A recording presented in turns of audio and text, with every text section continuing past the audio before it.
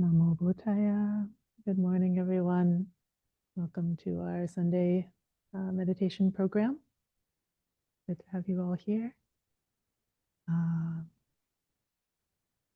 So we're now officially out of our winter retreat time, and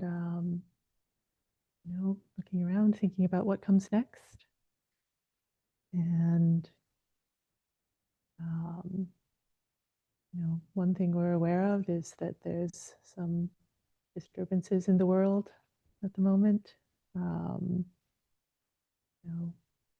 think not that we weren't aware before, but coming out, just sort of thinking about what do we have that we can offer the world, what's needed at this time. And there's a limit to what we can do, but to give a little bit of space and attention to doing what we can. And so I thought today I would share about the 4 protective meditations.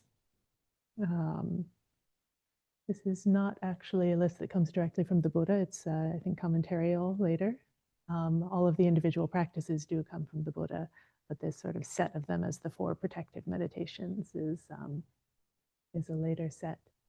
I think they are useful. They were the ancient commentators were noticing something true about these meditations and the effect that they can have on people, on the mind. They're also, yesterday actually we went to a funeral for an old friend of our community who had recently passed away, and so the monks, the bhikkhus, came, and they were chanting these 4 protective meditations as a way of calming the mind and brightening the mind in the midst of that funeral setting. And so I thought, this is good. This is a good Dhamma for people to know if they don't already. So I thought I would share about those today. So the 4 have very different, each one has a different function. So they protect from multiple angles, each one from a different angle. The 4 are Buddhanusati, recollection of the Buddha, metta, loving kindness, asubha, recollection of foulness of the body usually, and maranasati, remembrance of death. So it has these 2 sort of bright, joyful ones, the Buddhanusati and the metta, and it's got 2 that are, at least on the surface level, may seem more dark and disturbing to look at the, to look at the body and see it as gross, or to look at death and remember that it's coming, that we can't avoid it. So, the 2 joyful ones, the 2 sobering ones. But they all have their function, they all have their place. They're all protecting against some sort of negative quality of mind or distracting, unwholesome quality of mind. Right? So I think metta might be the most familiar to people out of these. Counteracting directly ill will, anger, letting our sense of kindness and care for others be boundless, including ourselves as well.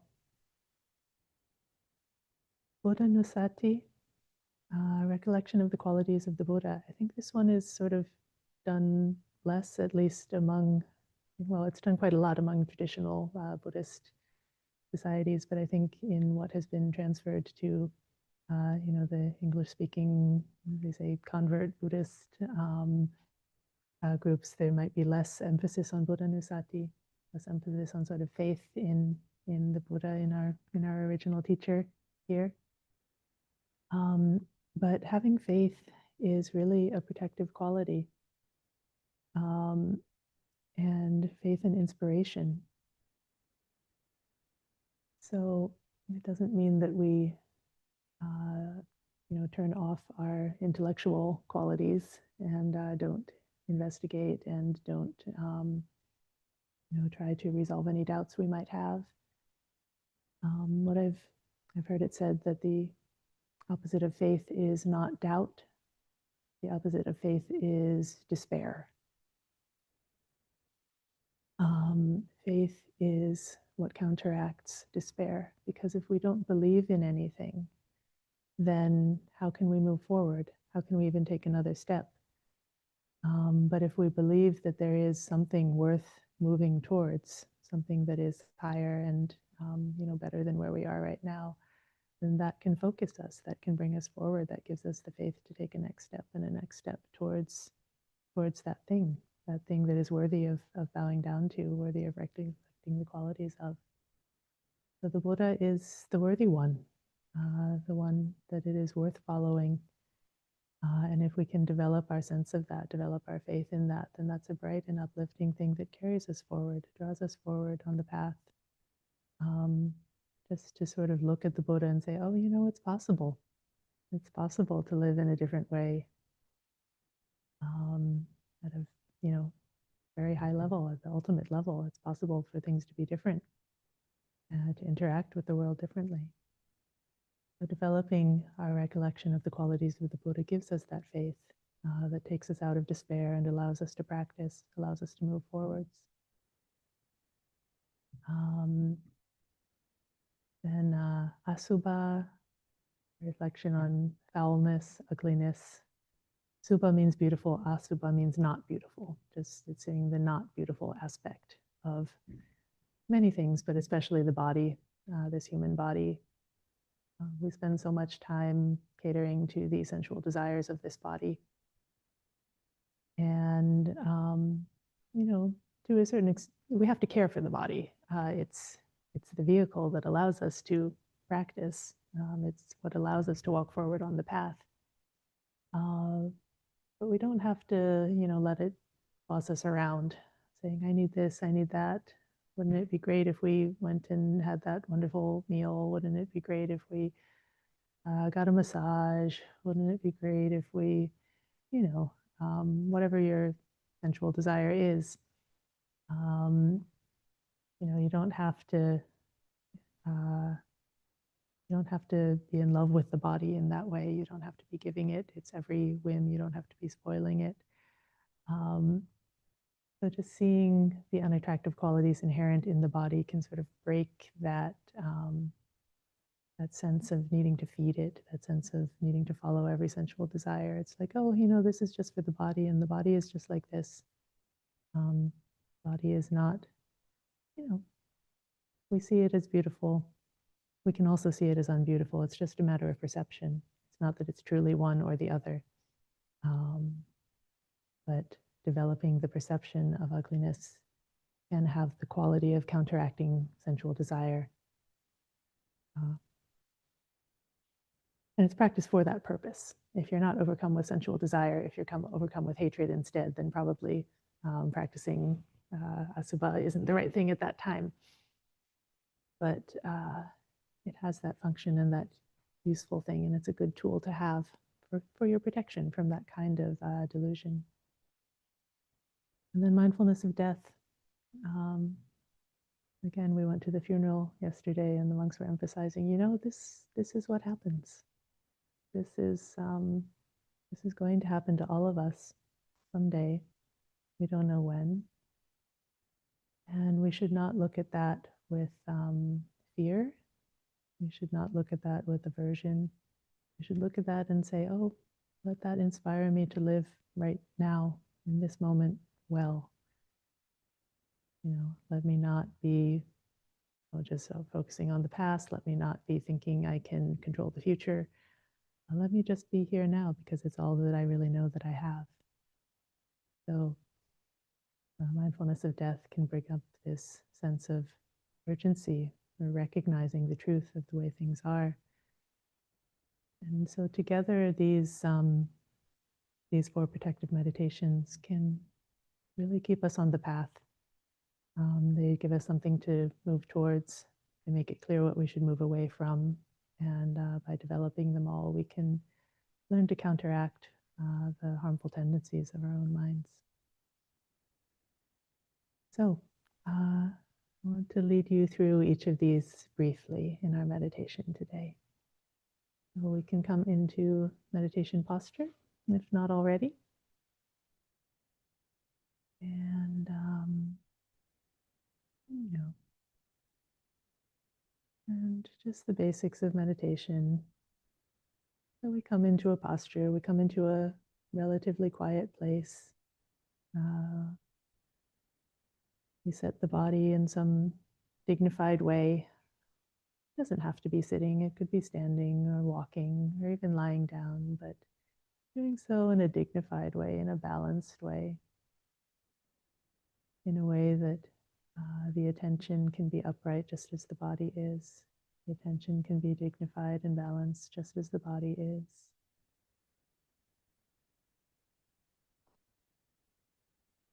So taking a moment to check in with the body, to find the sense of balance, find a sense of ease, letting go of any tensions, feeling yourself grounded on the earth.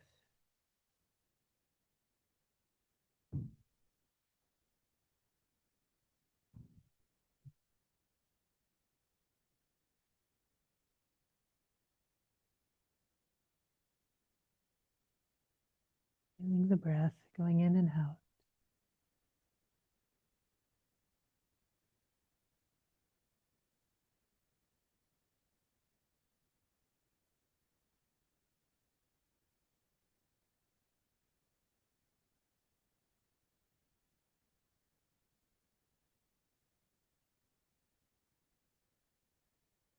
And see if you can bring an image to mind of the Buddha, maybe even in the same posture that you're in.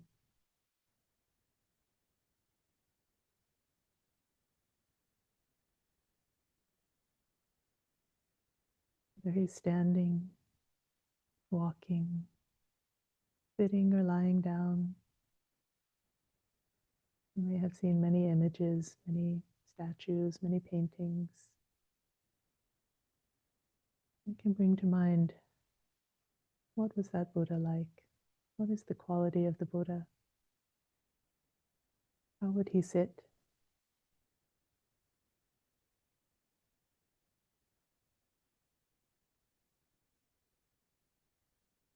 How would he walk or stand or lie down?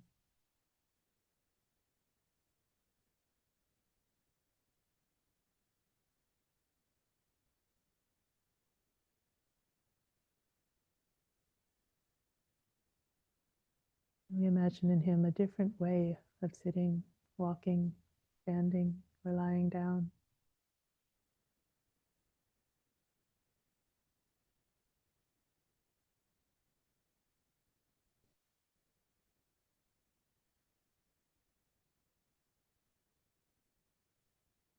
Bringing the quality of awakening into these postures, into every moment of the way he moved through the world, the Buddha.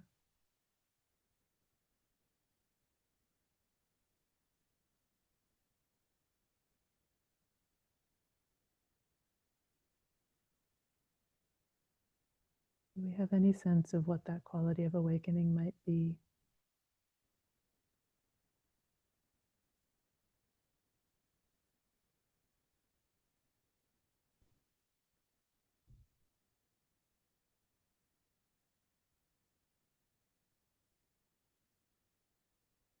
And if you have any sense of it, let that brighten your heart and mind to know that that quality is possible.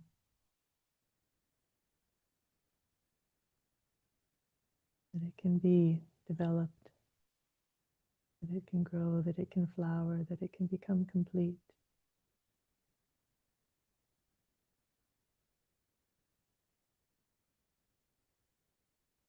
It starts just with this little seed of faith, of belief that it's possible.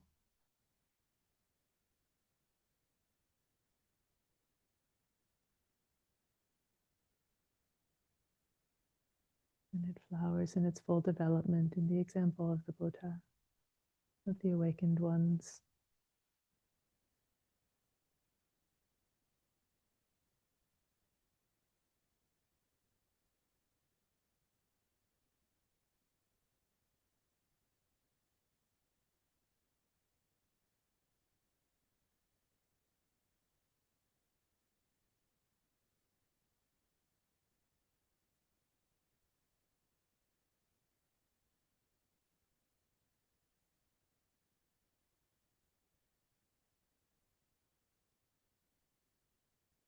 Traditional reflection, we chant every day here in the monastery. He indeed is the pure one, the perfectly awakened one, the rightly self-awakened one. Self-awakened, he figured it out himself, knew there was that seed and nurtured it faithfully until it flowered.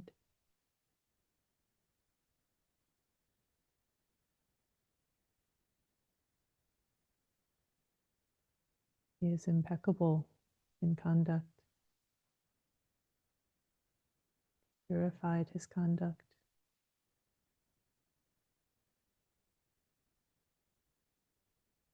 Purified his understanding.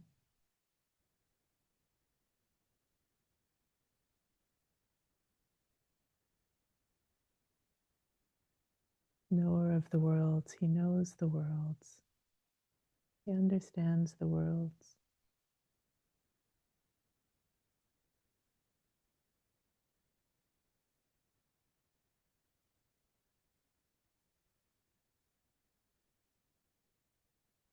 And from that understanding, he can train others and show them how to nurture the seed of awakening until it flowers.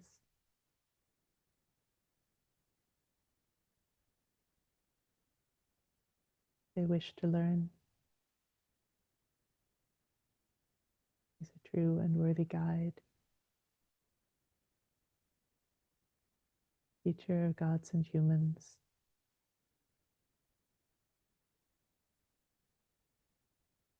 Awake,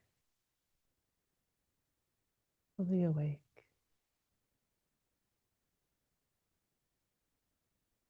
And holy.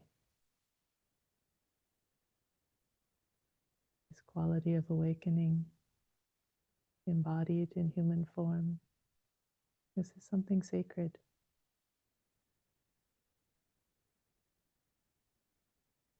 Worthy of our faith.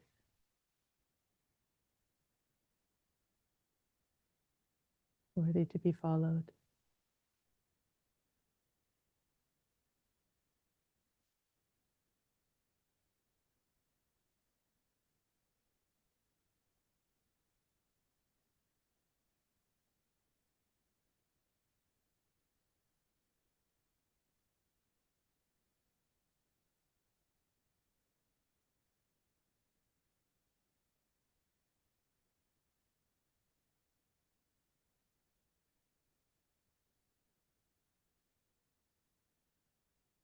And let that faith flower in your heart.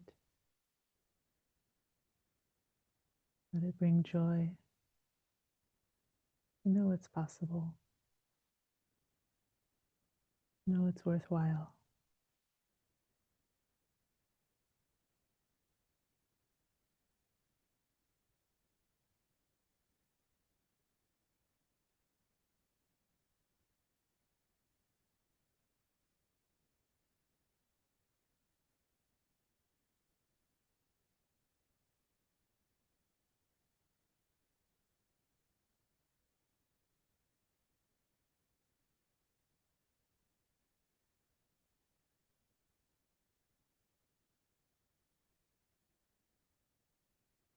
I've heard that if you really understand what the Buddha did, then it becomes natural to bow. The body naturally bows in reverence to that.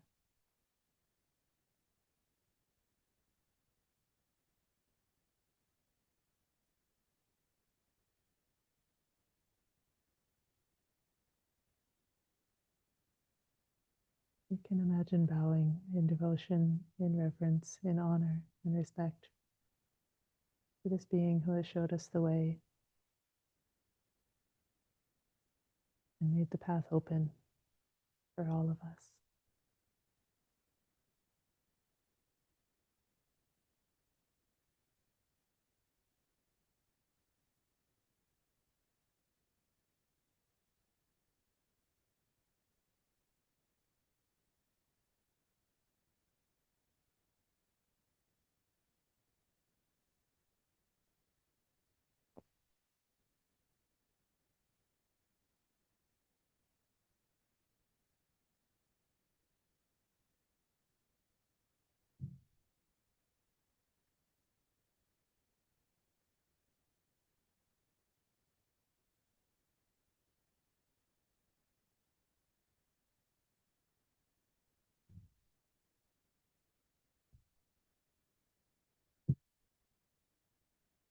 And the second meditation on kindness.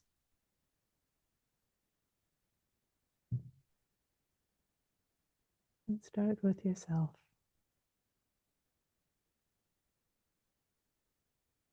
From that faith we just were feeling. You have faith and you can wish yourself well with faith that it's possible for you to be well.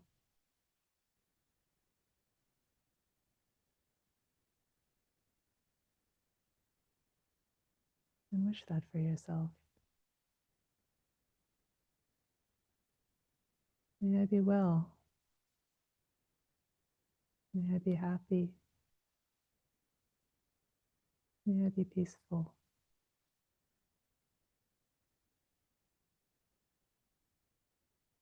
May I live with ease.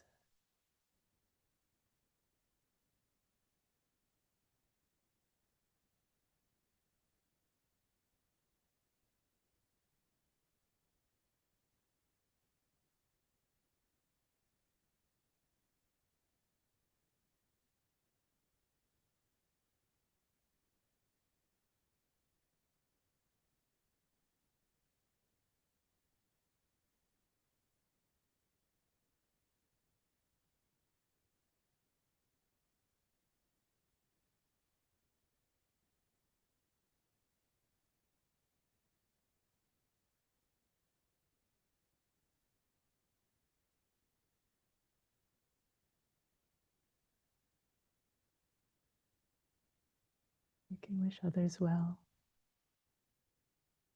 Just like you, they have the potential for awakening on this path.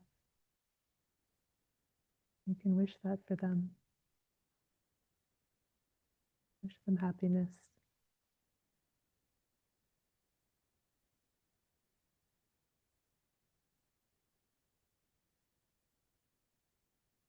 May everyone be well.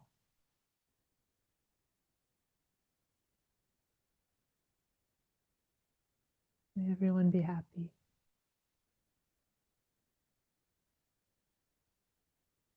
May everyone be peaceful.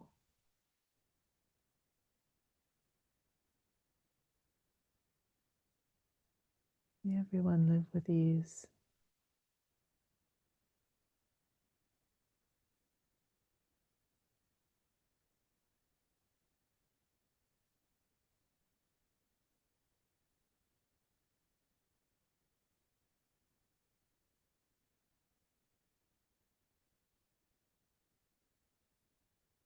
When we do a practice like this, all sorts of things can come up in the mind. It might be kindness, it might not. If there's something else there, don't worry. Just notice it.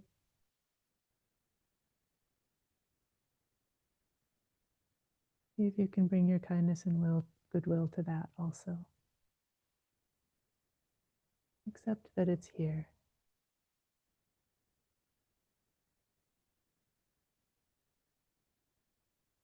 Wish yourself well in the midst of it.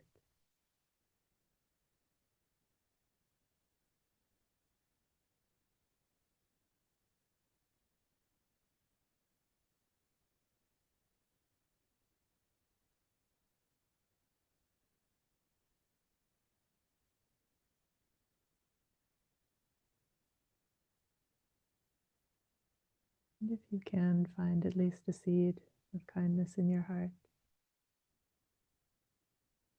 and invite it to grow and to flower.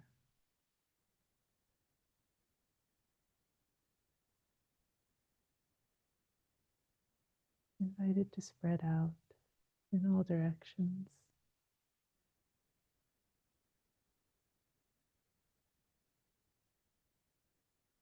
To all beings without exception.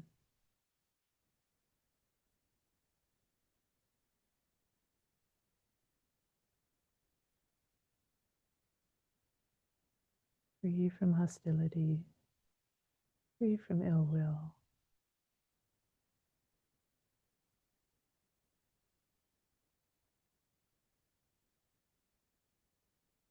Just kindness.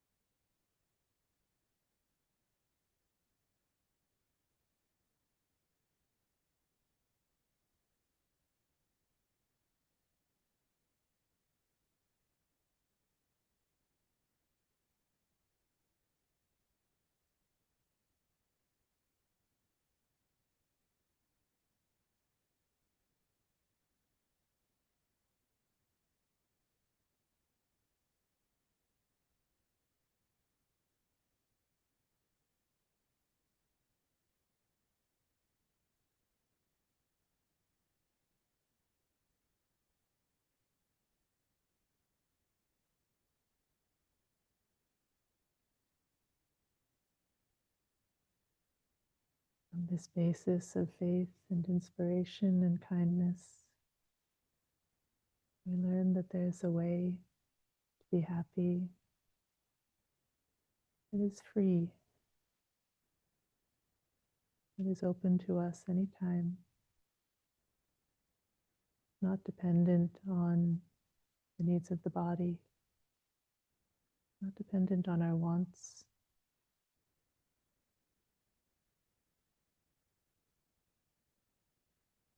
Starting with kindness, you can look clearly at this body just as it is.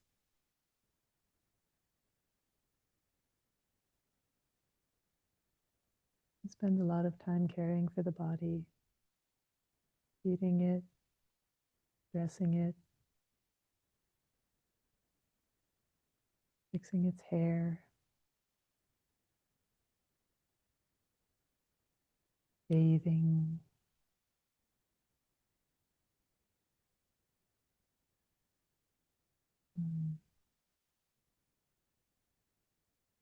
Try to make it beautiful and appealing and comfortable.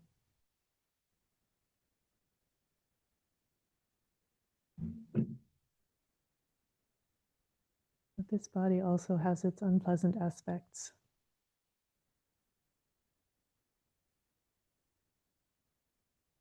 And we can look at those in a clear-eyed way.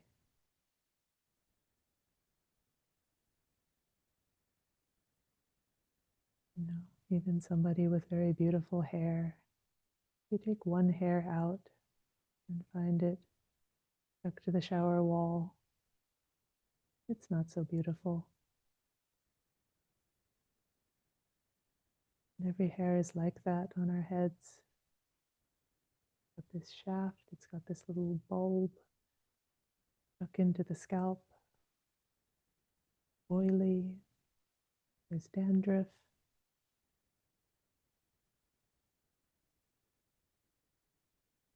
We can look at this part of the body, the hair of the head. Well, it's not inherently beautiful.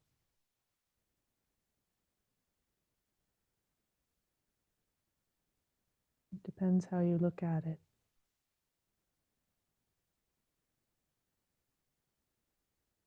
For this exercise, we can look at its unpleasant aspect.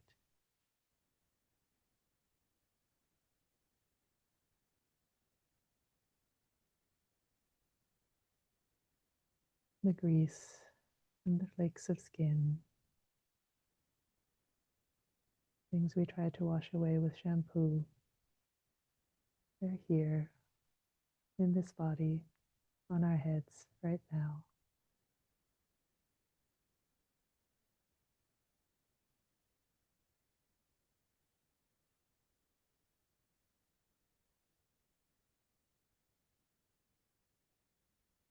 There's hair of the head, hair of the body. How much time do some people spend removing the hair of the body? You see the unpleasant aspect of the hair of the body.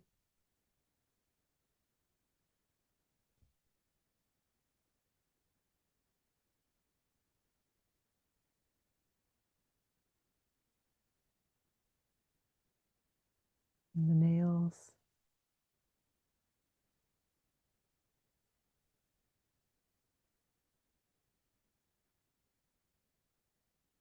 Have to be trimmed, be cleaned.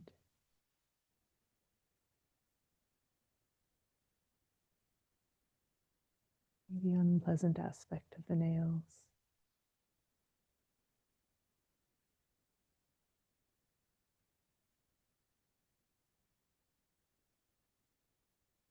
And the teeth.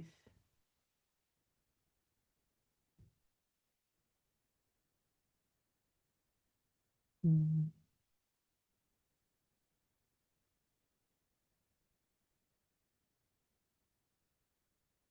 All the work that needs to be done when you go to the dentist. All the things that can go wrong with the teeth. They're unpleasant on some level. Here they are with us in this skull right now.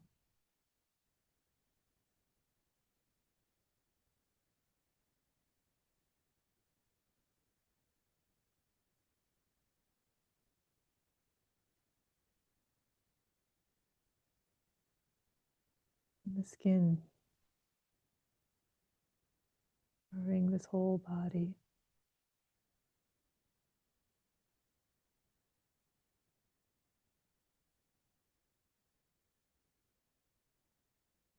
We wash it, we moisturize it, we perfume it, we medicate it.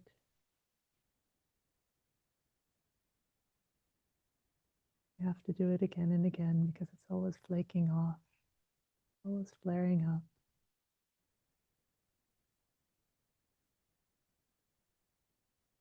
Getting smelly.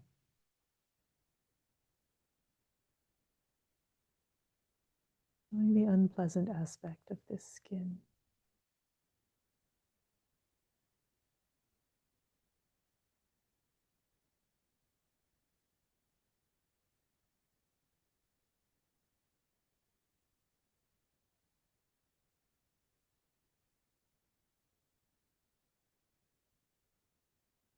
And these first 5 parts of the body are just the ones we can see. Just the ones we sometimes think of as beautiful.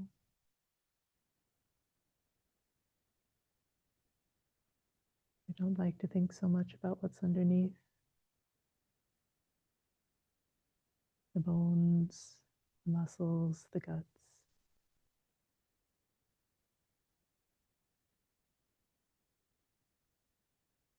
For all of us walking around with skeletons inside.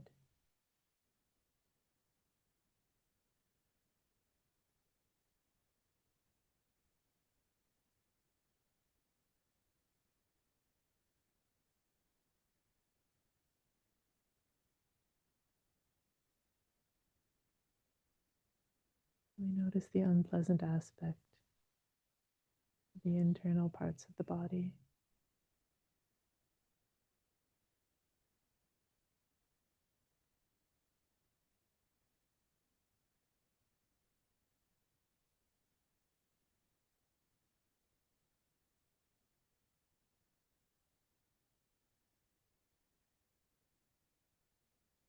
Cultivate an attitude of non-attachment.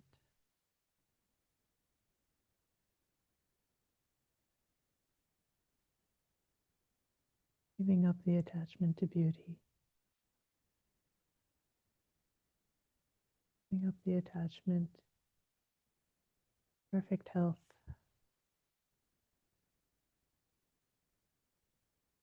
To lasting comfort.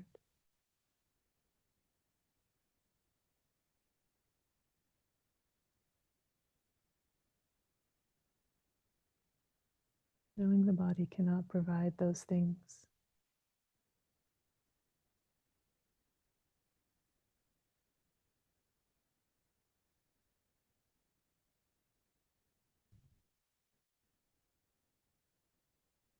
And letting go. Letting go of the attachment. The idea of this body, it can provide any of those things.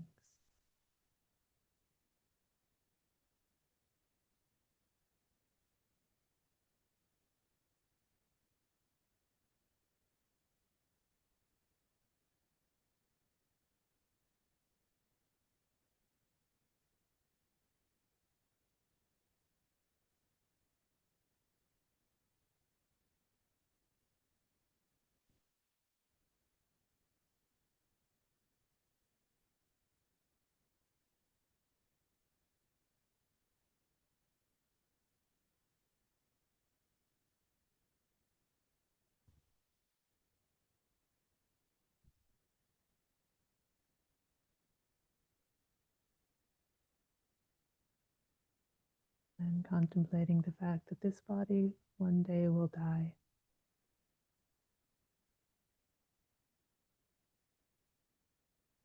For all of us, this is true.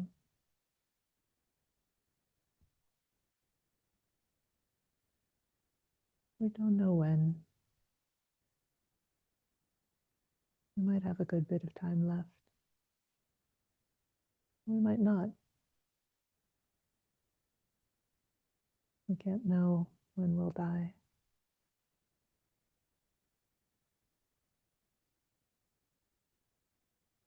We know it will happen, that this body will break up. The mind, the aggregates will all break apart. And this being will be no more.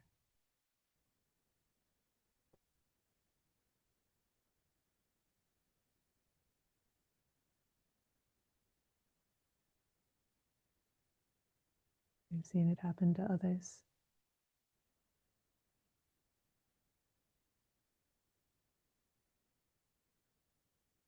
And we're no different. It will happen to us too.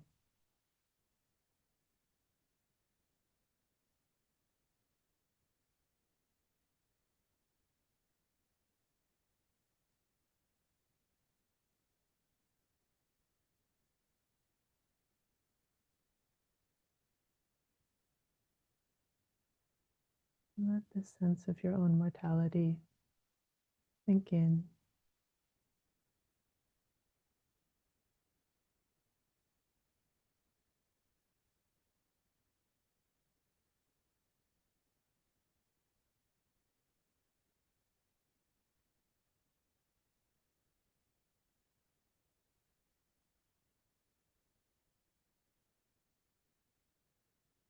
And notice your breathing.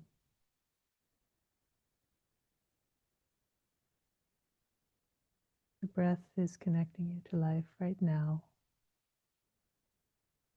Life is here right now.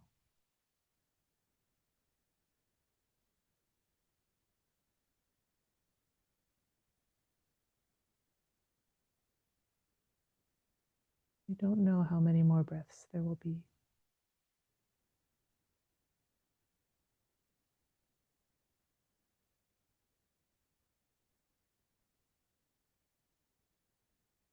Bring your attention to this one, knowing it might be the last.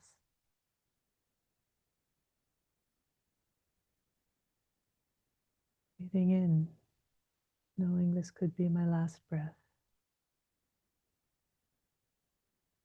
Breathing out, relaxing and letting go.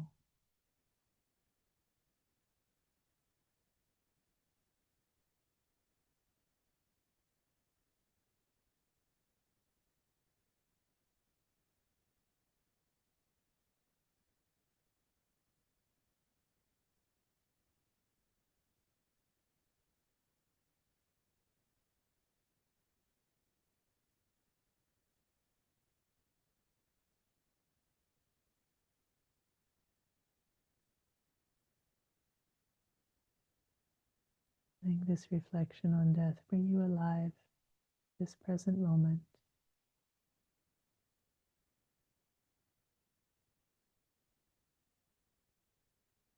Knowing it's all we really have.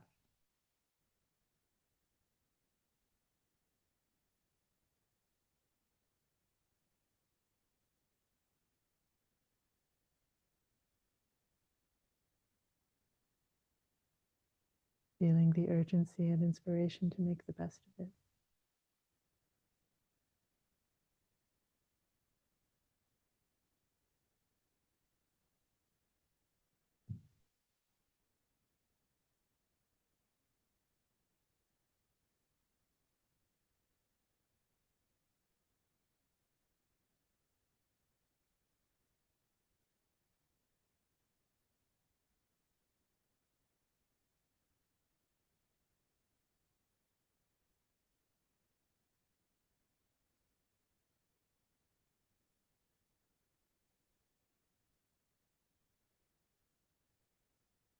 We'll have just a few more minutes of meditation.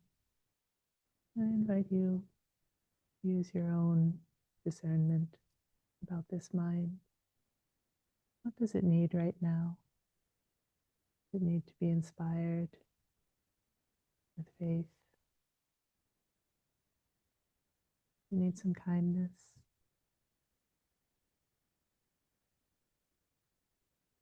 Need to let go of unwholesome sensual desires? Does it need to be brought clearly into this present moment, knowing that it's all we've got?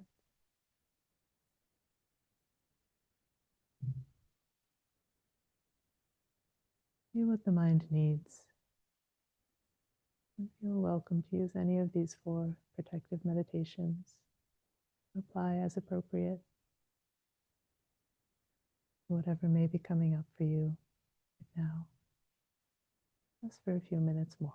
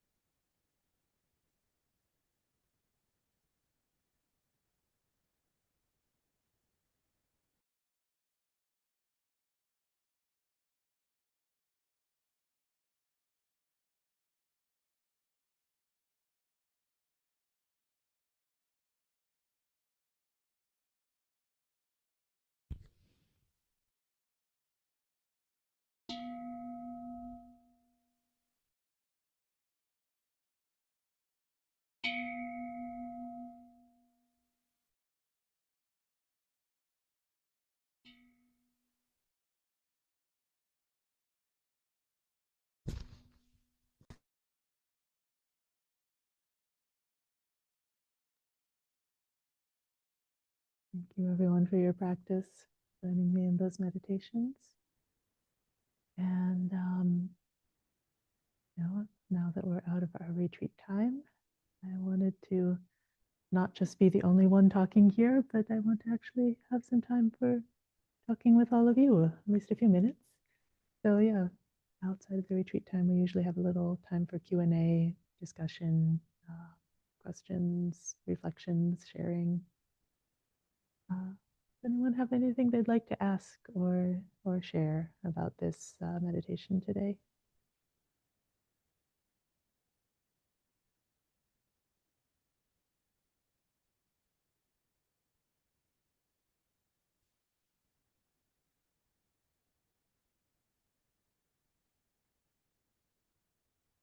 Yeah, Shakti, yes.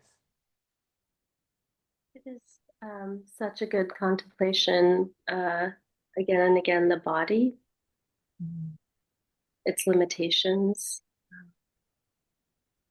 and yet trying to keep it healthy so that we can practice kind of a balance in some ways. I think we could neglect the body. Yeah. I think many people do.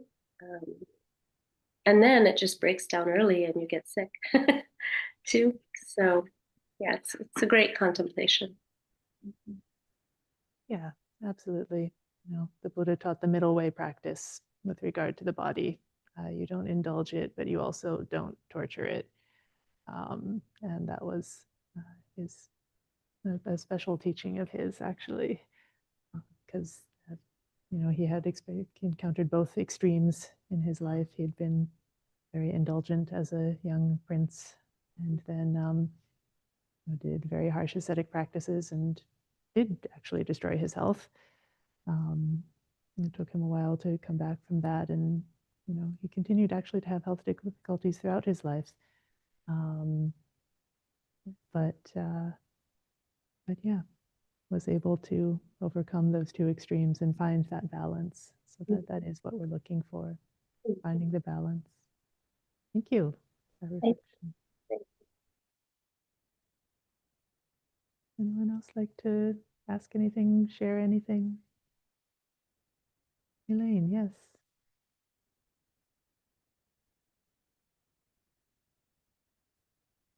Been reflecting on, can you hear me? Yeah. I had kind of an aversion to body scanning, and now I'm really, I believe, maybe wrongly, or that the mind, what's going on in the mind, has a reaction in the body. Is that true? So when you see something in meditation, um, instead of pushing it away, reflect on it.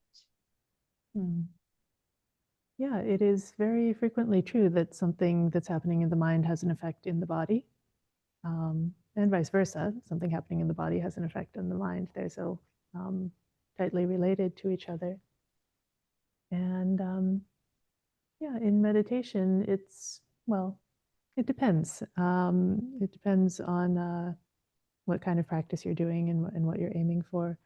It can be useful for insight to be like when something comes up in the mind, to look at it in the body, to look at that like reflection or echo of the mind in the body, and that can help you to understand something about the mind.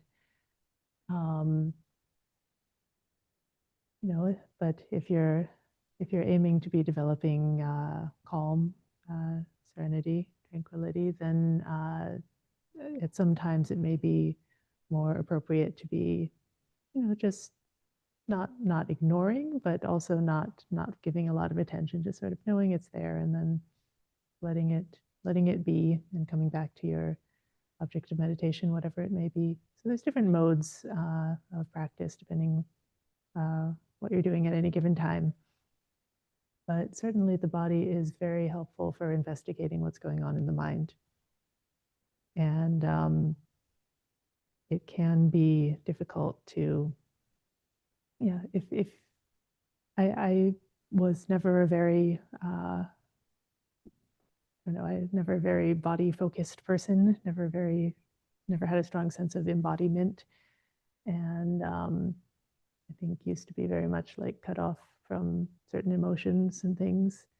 And I have found it useful with the body scanning and with other body focused practices to, not to get overly into the body, but just to balance that out, to understand that they are connected, and that if I'm not looking at the body, then there's information there that I'm missing, and that I'm ignoring and not allowing to inform my practice. And so I think it is important to be looking at the body and understanding it and the way that it works with the mind. Be able to understand the difference between body and mind is actually not a simple thing. So anyway, I've also had aversion to body scans at various times, but I think it's useful. Sometimes it's very useful to do the things we don't like to do. If your meditation gets a little too peaceful, what's happening? Is that kind of escapism too, or and what would you do if that was happening? Well, I guess I'd have to know a little more detail about what you mean by too peaceful. There is such a thing. It's called the bhavanga. It's kind of like it's a realm of sort of peaceful delusion, where the mind has kind of sunk into this state where it's kind of, it feels peaceful, it's at ease, it's just not doing much, and it's kind of low energy, but it's not really very clear and bright and aware. And people can get into such a state and feel like, oh, I'm in such a peaceful state, this is so great. But because of the sort of lack of awareness and clarity, then it's actually not considered a wholesome state. Like the very deep, peaceful states of jhana are actually very bright and very sharp and clear. Whereas the bhavanga has the quality of peacefulness without the sort of clarity to it. And so, it's on the side of sleepiness, drowsiness. It's related to the hindrance of dullness and drowsiness. That does have its pleasantness to it also. So if you're finding yourself in something like bhavanga territory, then doing something that's a little more awakening, a little more enlivening, that brings some energy in, to like not get sunken in just sort of pleasant delusion, but come out and find the sort of joyful, energized kind of peace. So, I know. Thank you, Aya. Okay. Let's see, we have something in the chat. Can we talk more about the 9 qualities of the Buddha? I would like to understand each quality in depth. How can we develop these qualities within ourselves? Yes, well, we have a whole holiday for that. The Vesak is the time to reflect on the qualities of the Buddha, and that's coming up soon. So I'm sure we will be having some Buddha Nusati discussion at the time of Vesak, which is the Buddha's birthday and awakening day, and also his day of passing away. And well, it's coming up. This year it's complicated because the different traditions are, their calendars are off a little bit this year. It's a lunar leap year, so some people are having Vesak in at the end of April, and some are having it at the end of May. But one way or another, we'll be doing some Buddha Nusati then, and you can watch out for that. So, but thank you for asking that. Right. Well, we've come to the end of our time. Is there any last urgent comments? No. All right, then let's close. And we'll hope to see some of you back for the afternoon Sutta study at 1 p.m. Close by paying our respects to Buddha, Dhamma, and Sangha together.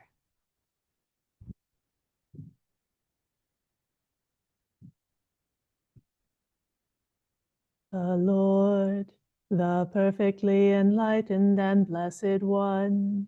I render homage to the Buddha, the blessed one.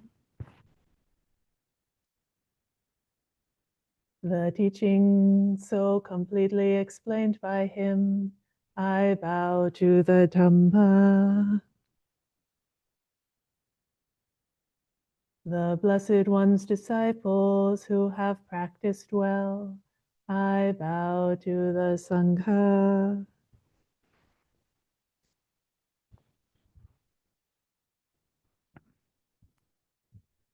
All right. Thank you, everyone, for Sadhu, joining us. sadhu, sadhu, and Namo Dani.